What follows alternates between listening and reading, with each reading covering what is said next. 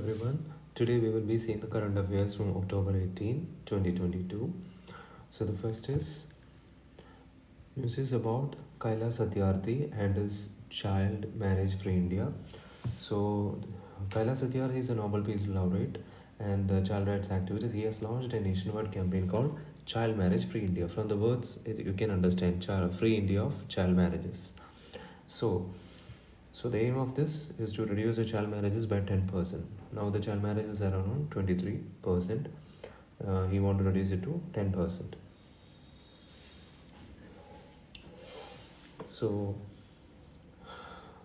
So the campaign is launched to ensure the strict implementation of the laws and enhance the social and economic participation of women and provide safety to children against sexual exploitation. And as per the census 2011, around 12 million child marriages happening in the country. And of the 12, 5.2 million are girls. And most of them are happening in the northwest region of the country. And the primary reasons for the child marriage you can see here: poverty, safety, tradition, and social insecurity. So poverty, so the family is financially weak, then what they will do, so they will think like, instead of feeding one daughter, we will marry her to reduce the burden. So that is one reason. Then safety, and people living in refugee camp, war zone, etc., they seem like no, child marriage can be an option or can be a safer option. So it can save at least one child. So that is one thing. Then tradition. In many places in India, I don't know, due to some cultural traditions, child marriages happen, and people see it normal and reasonable. And social insecurity. Social insecurity. Many people believe that no, married women won't get attacked. Comparatively, unmarried women gets attacked, like societal offenses. So with this view, they just marry the children. So, and avoiding share in the ancestral property, that is another reason also. Generally in rural areas, the parents think like, the property belongs to their son. So if we marry the daughters at their lottery at a late earlier age, we don't have to give them any property. So this kind of mindset. Then avoiding the expenditure on female education, that is also one reason, because families will be having a lot of kids, especially in rural areas and all, and they feel like female children are a burden, as they do not need to work and have to look after the household chores. So what they do, they instead of sending them for education, they just marry them. That's it. Then what are the impacts of the child marriage which is happening?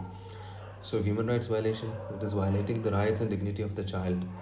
And the harmful impacts, it's like the education, it will hamper the education of the child, health and safety aspects of the child, and reduces education rates for the girls. Once a girl is married, once she reaches her husband home, that mentality of her, or that household depends on her future. Like if they say you don't have to go to the school, then her education stops.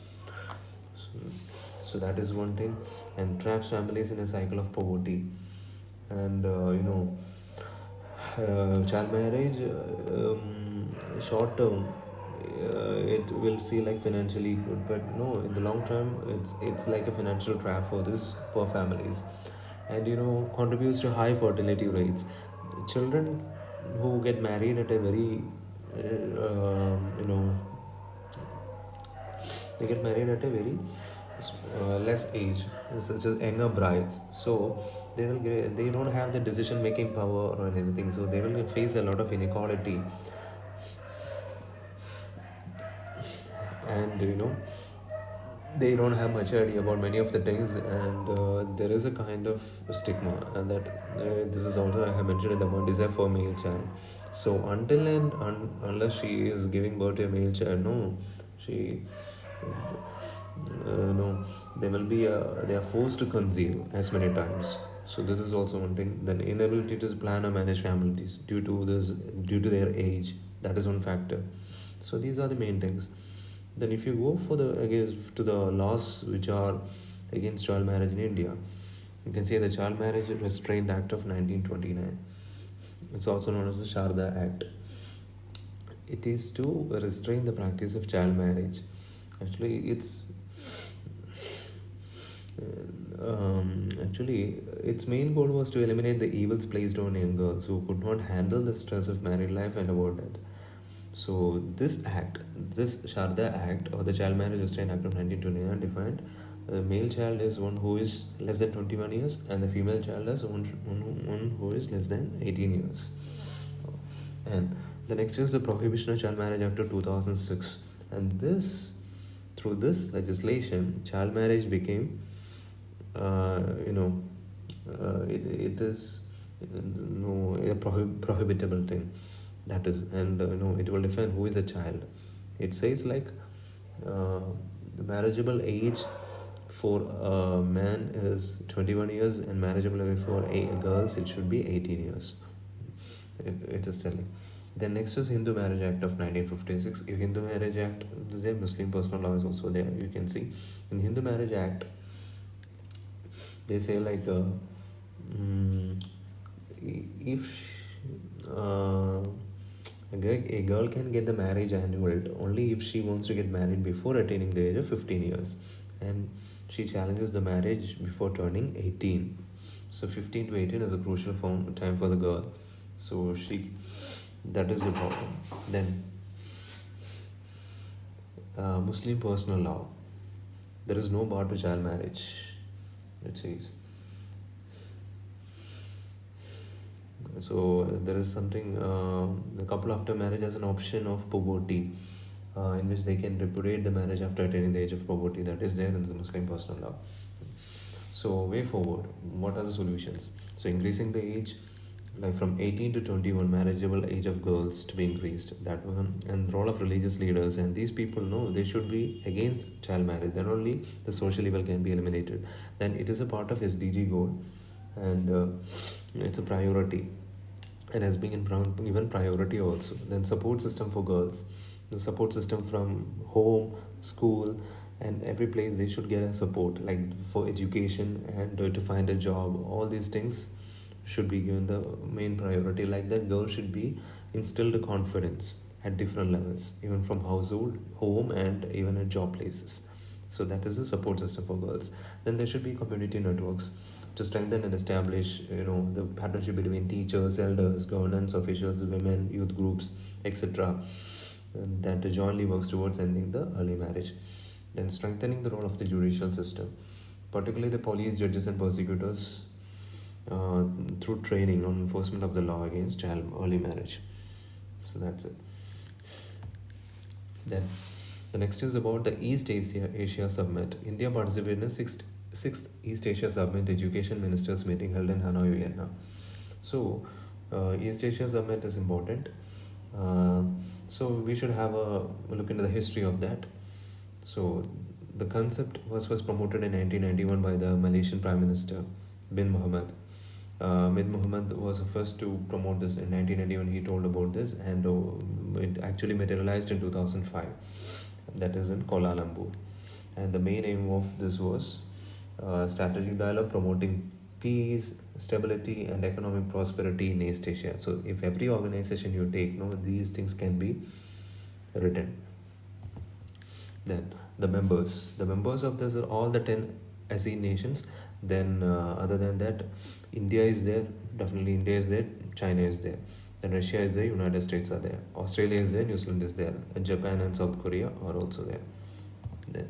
Then there are main 6 priority areas of regional cooperation, and if you take any organization, you can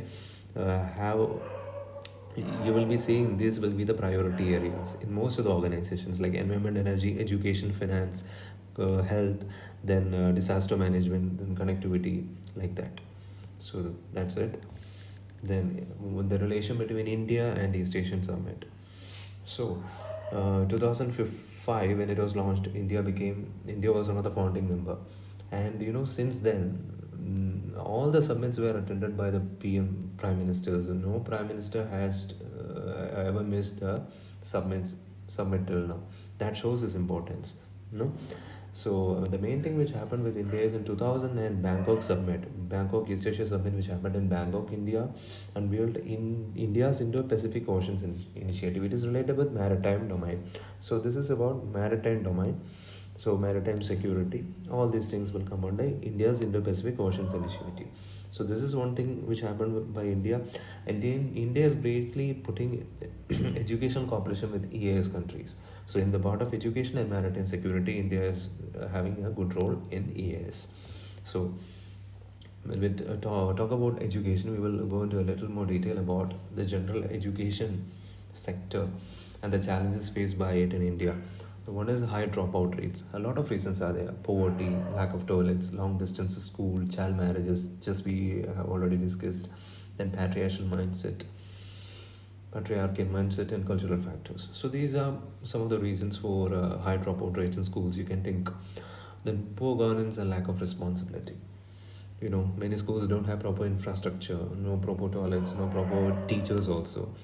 So these are then problem of brain drain. All those like talented people are not getting the jobs which they want to do. So what they do, they go outside. Such as talent is flowing away from India.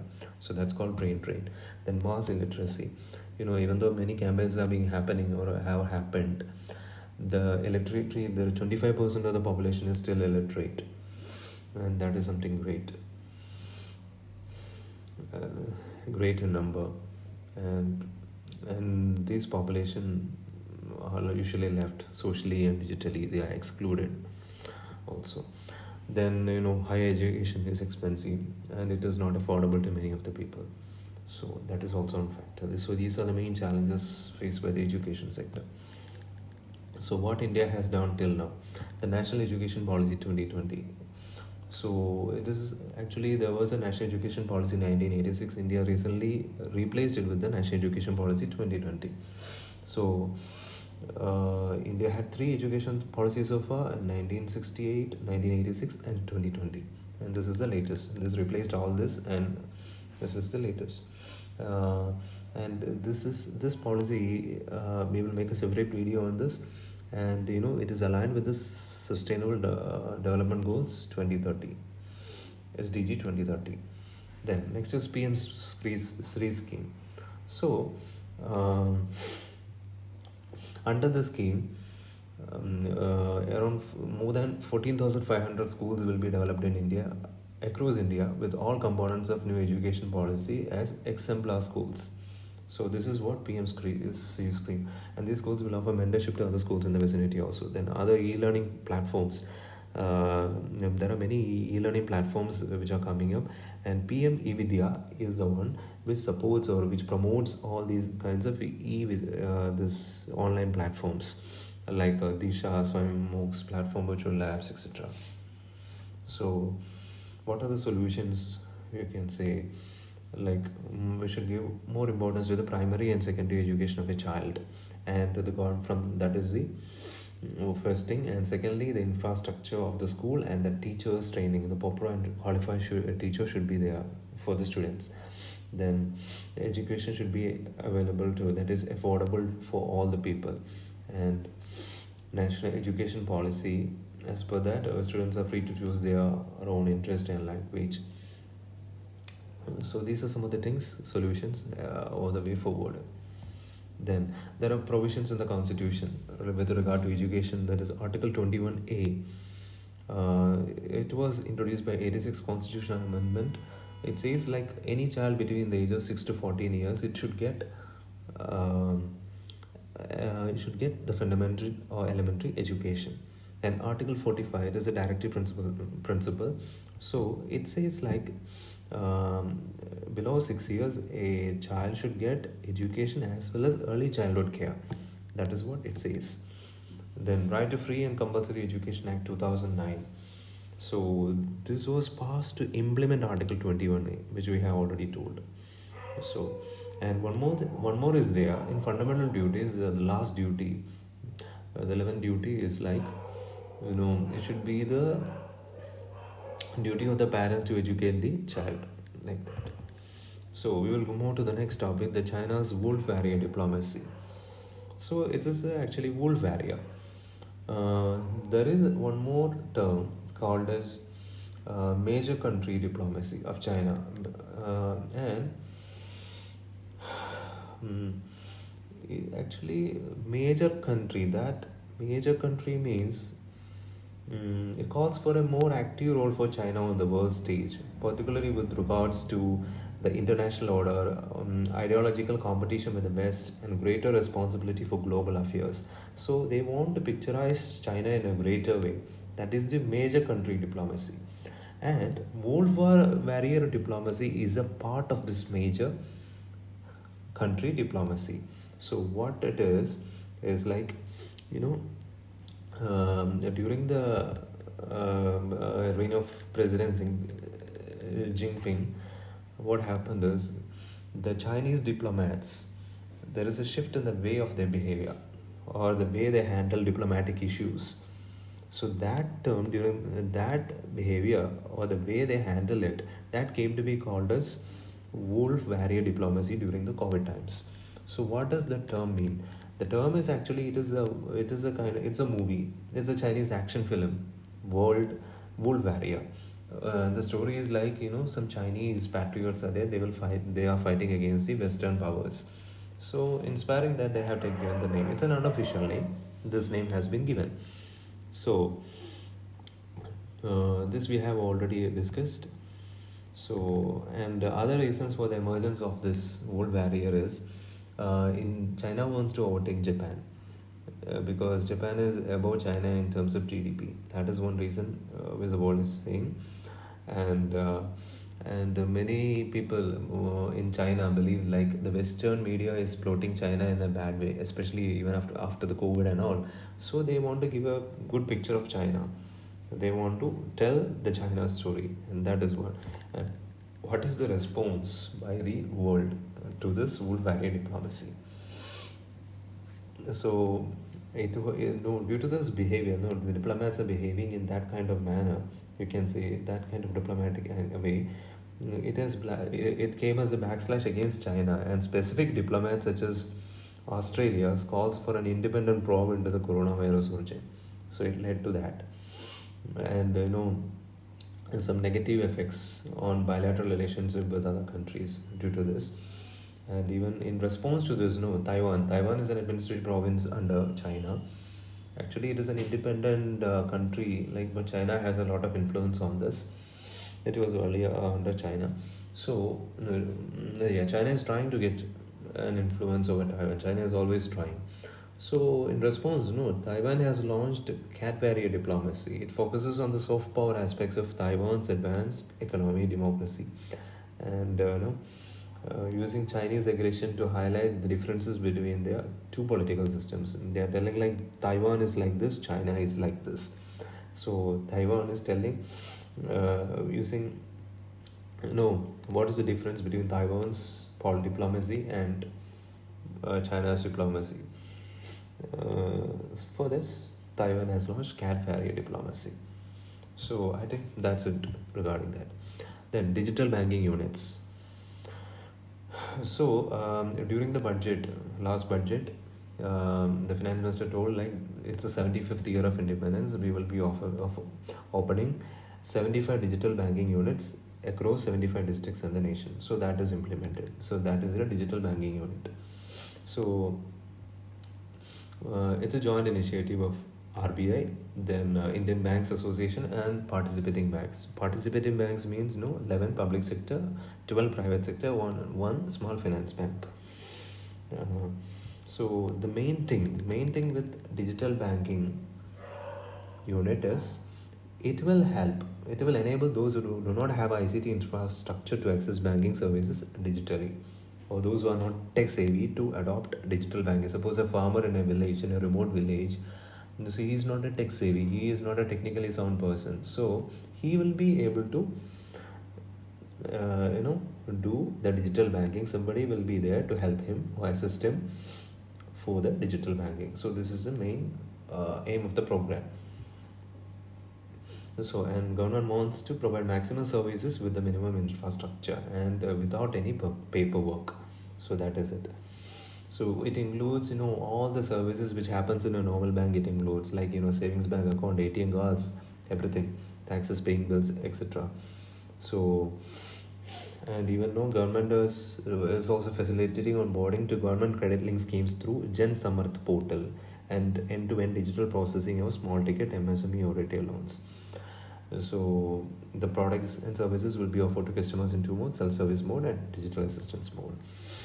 And um, how it is different, how this digital banking unit is different from traditional branch. It will provide banking services including um, uh, it will provide all the bank services which is provided by a traditional bank, but traditional bank is generally not 10 to 3 or 10 to 4, it will provide the services, but this is 24 into 7, and there is nothing related with paper. It is totally digital and it is totally paperless, you can say. And the bank staff will be there to assist you in the assistance mode every time. And this will help in digital financial literacy and create awareness for adopting digital banking. So that's it. So this is what we have already discussed.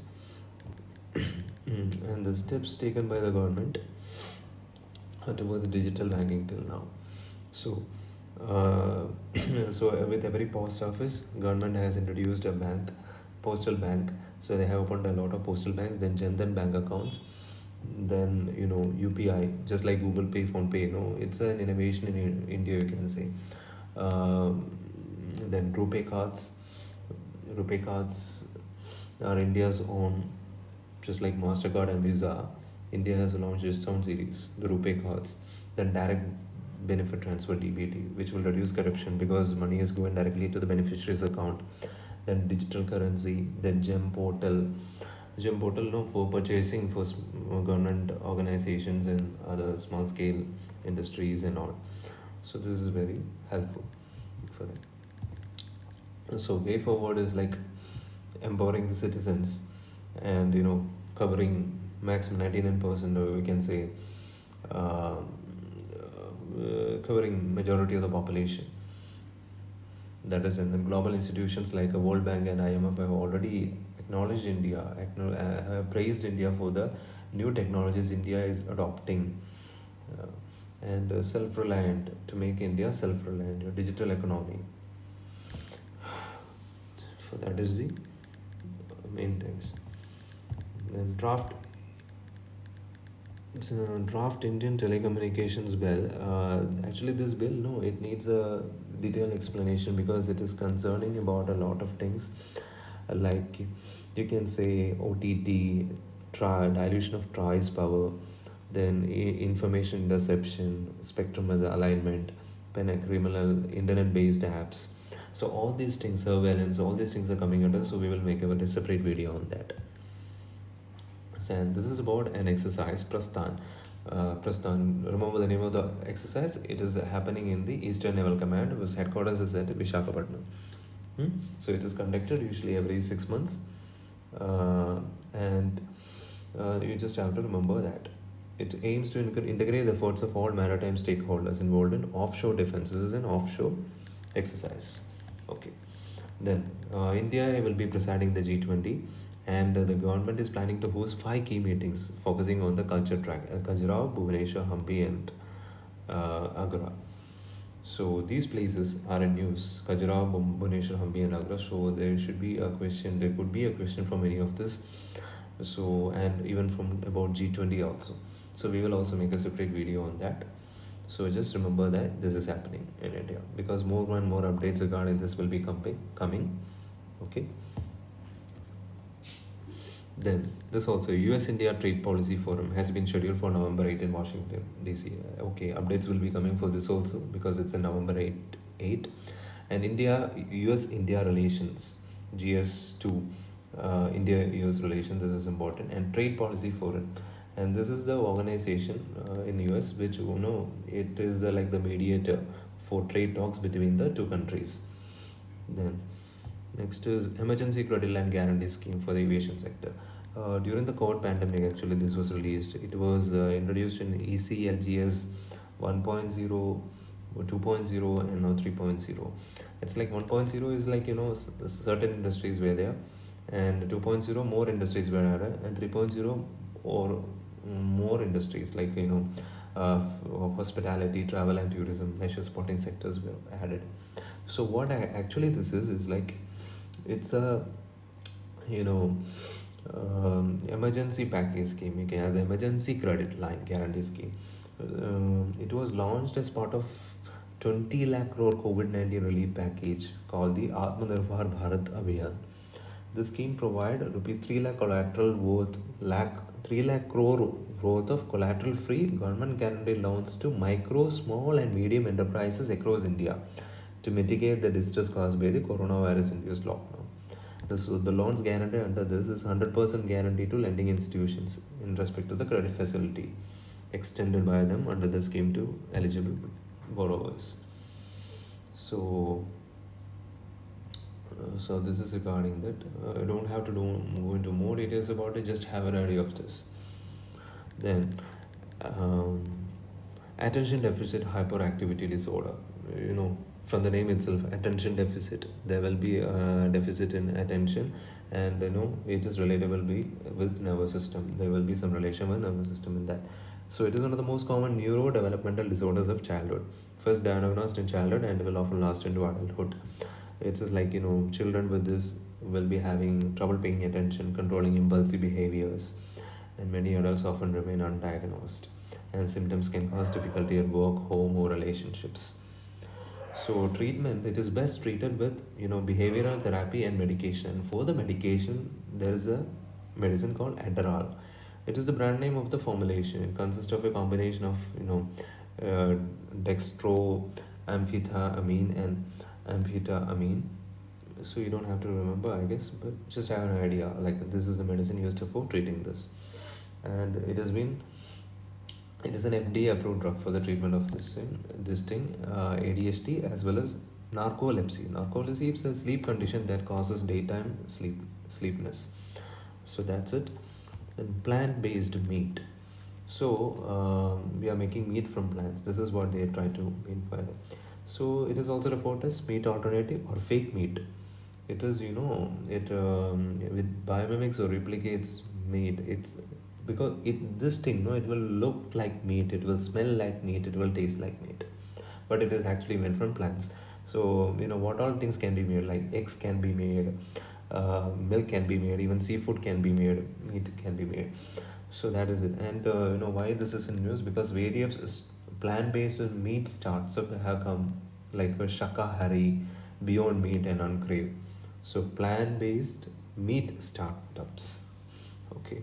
And no, the significance is like for vegans, they feel like it's a source of dietary protein, and for non-vegetarian they also like it. They seem like it will reduce the environmental impact of meat production in terms of greenhouse gases.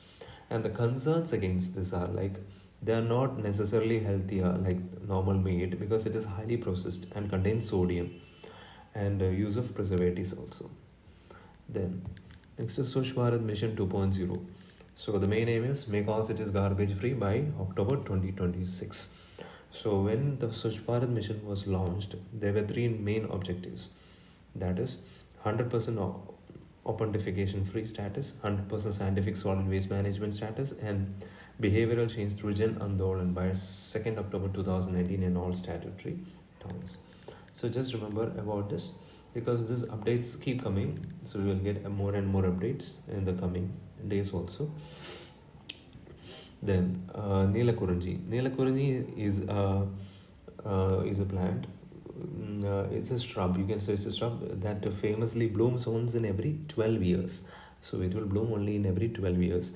And Neela means blue and Kurinji means flower. And Nilgiri itself got its name from Neelakurinji, they used to say. And it is endemic to Western Ghats, and it covers the slopes of Kerala, Karnataka and Tamil Nadu. You just have to know only this about Neelakurinji. Next is bullwhip effect. It's a supply chain phenomenon. It's like, if you go from the retailer side to the wholesale or the manufacturer side, you will see like there will be an amplification of the variability in demand as you move up.